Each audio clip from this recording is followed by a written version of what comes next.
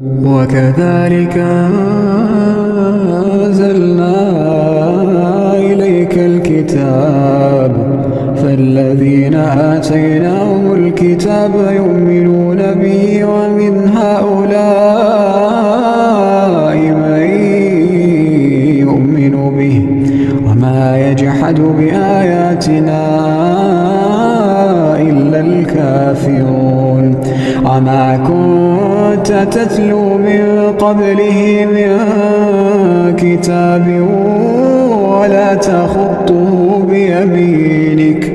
ولا تخطه بيمينك إذا لارتاب المبطلون